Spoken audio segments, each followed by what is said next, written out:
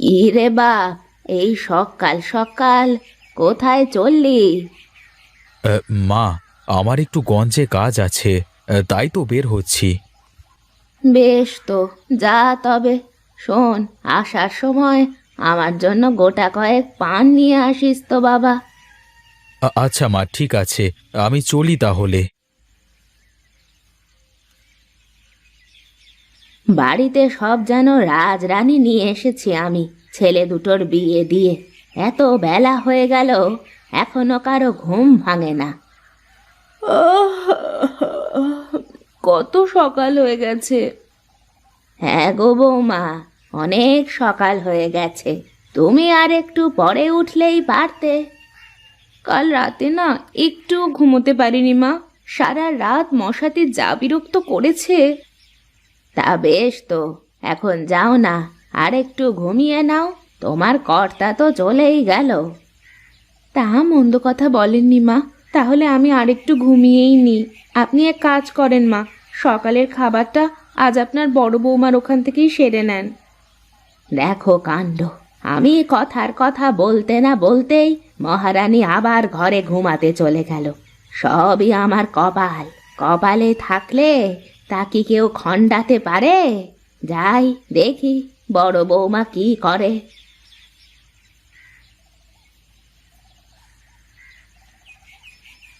মা, তুমি এসো এসো, বসো। গিন্নি, মাকে খেতে দাও দেখি। না রে বাবা, তুই খা, আমি একটু বসি। এ কি কথা, আমি খাবো আর তুমি বসে থাকবে? তা সকালে কি খাবার খেয়েছো তুমি?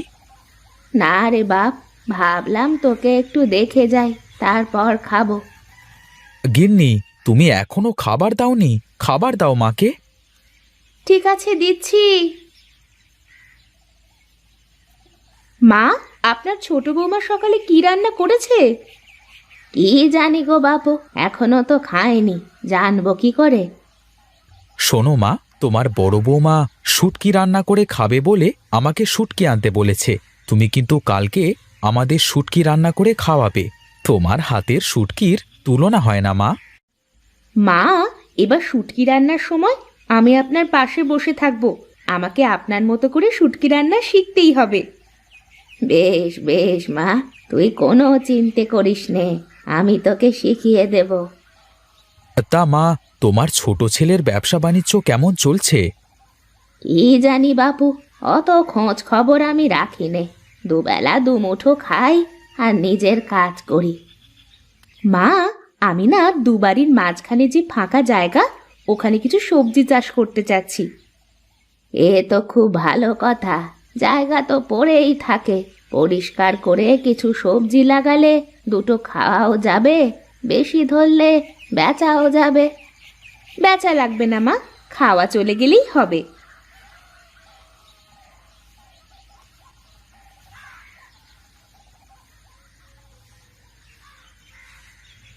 এত দেরি হলো আপনার আসতে? আমি সেই কখন থেকে খাবার বেড়ে নিয়ে বসেছিলাম। আমি তো ও বাড়ি থেকে খেয়েই এসেছি ছোট বৌমা, তুমি খেয়েছো তো? তার বলতে, রান্না করে আগে খেয়ে নিয়েছি, খুব খিদে লেগে গিয়েছিল তো। ভালোই করেছো। সুনীল কি বাড়িতে ফিরেছে?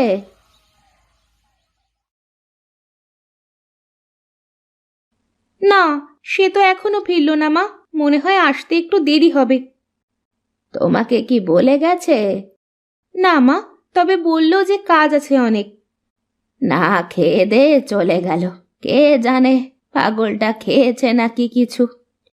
ও নিয়ে আপনার চিন্তা করা লাগবে না মা, খিদে পেলে হোটেল থেকে খেয়ে নেবে। শোনো ছোট বৌমা, তোমরা খালি টাকা পয়সা খরচ করার কথা ভাবো, আর বড় বৌমা কেমন টাকা পয়সা বাঁচানোর কথা ভাবে। এত টাকা পয়সা বাঁচিয়ে কি হবে মা? দেখেন না আপনার বড় বৌমা কেমন করে থাকে। থাক রে মা, ও সব কথা বলার দরকার নেই। তুই তোর কাজ কর, ও ওর কাজ করুক।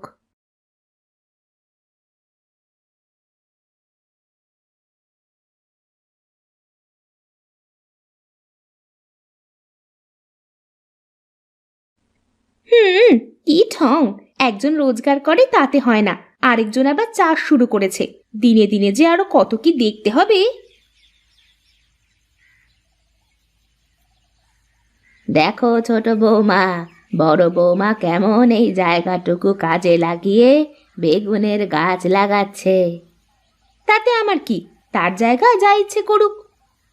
আমি বলি কি, তুমিও তো তোমার ভাগের জায়গায় বড় বৌমার মতো কয়টা বেগুনের চারা লাগাতে পারো, তাতে করে বাজারের খরচটা তো একটু কমবে। কি, আমি করবো এসব? আমায় দিয়ে এসব হবে না মা। তোমাকে দিয়ে হবে না না, তুমি পারবা না সেটা বলো। কি বললেন মা, আমি পারবো না? আচ্ছা ঠিক আছে, আমিও দেখছি, দেখি কে যেতে।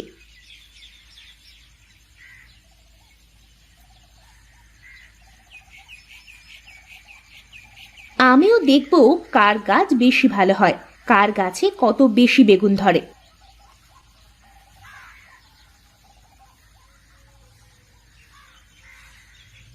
দেখেন মা, আমিও লাগিয়ে দিলাম, দেখি এবার কার গাছে বেশি বেগুন ধরে, আমার নাকি আপনার বড় বৌমার। যে বেশি ভালো যত্ন করবে তার গাছে তত বেগুন ধরবে। এখন থেকেই যত্ন নেওয়া শুরু করো। আমিও দেখব কার গাছে কত বেগুন ধরে।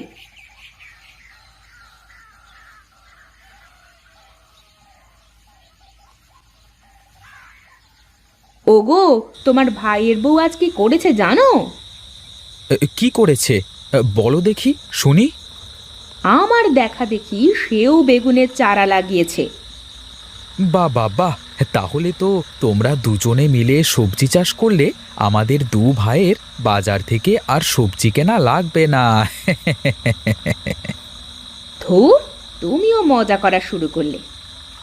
আরে না না, মজা করব কেন? আমি তো ভালো কথাই বলি। তুমি কত ভালো কথা বলা লোক, তা তো আমার থেকে কেউ বেশি ভালো জানে না। ঠিক আছে, আজ থেকে তাহলে আমি আর তোমাদের ব্যাপারে কোনো কথাই বলবো না। না বললেই ভালো।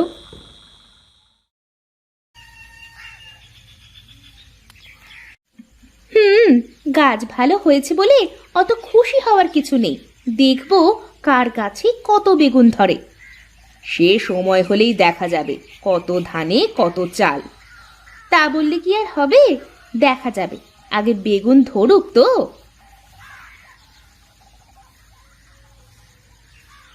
দেখুন মা, গাছগুলো কত বড় হয়েছে।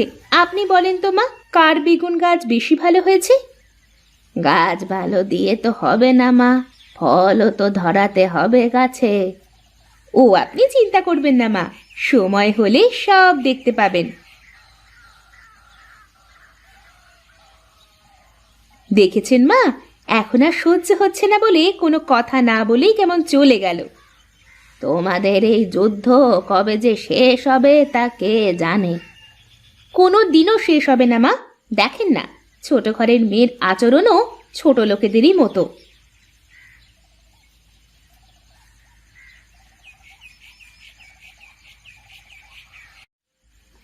এসব কি করে হলো রে সুনীল?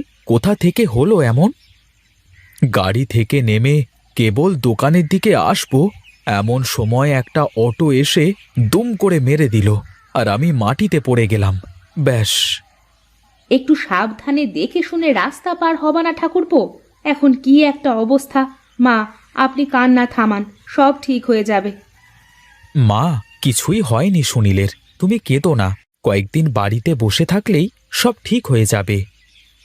দাদা, আমার ব্যবসার সব টাকা পয়সা তো আটকা পড়ে আছে।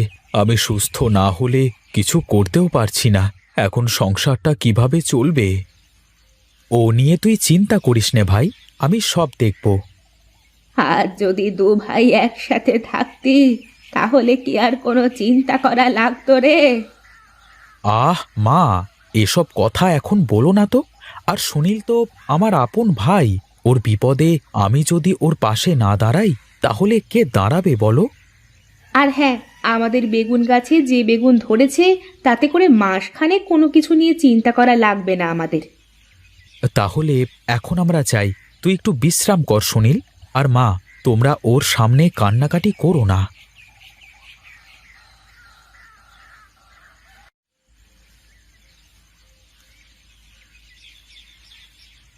কি রে ছোট, বেগুন তুলিস নাকি? হ্যাঁ দিদি, রান্না করতে হবে তো, ঘরে তেমন সবজি নেই। তোর রান্না করা লাগবে না, আমি সবার জন্য রান্না করেছি।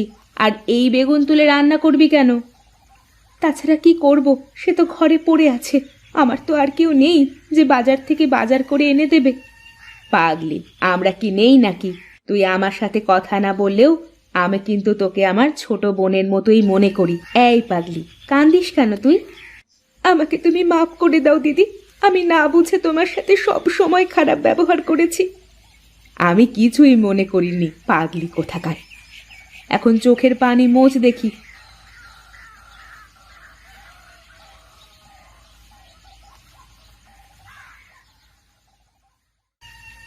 আমি কতদিন ধরে এই দিনটাই দেখার জন্য অপেক্ষা করে আছি, কবে আমার দুই বৌমা একজন আরেকজনের সাথে একসাথে মিলেমিশে থাকবে। হ্যাঁ মা, আপনার মনের আশা তো পূরণ হলো। এবার আপনার ছেলেকে বলুন আমার মনের আশা পূরণ করতে।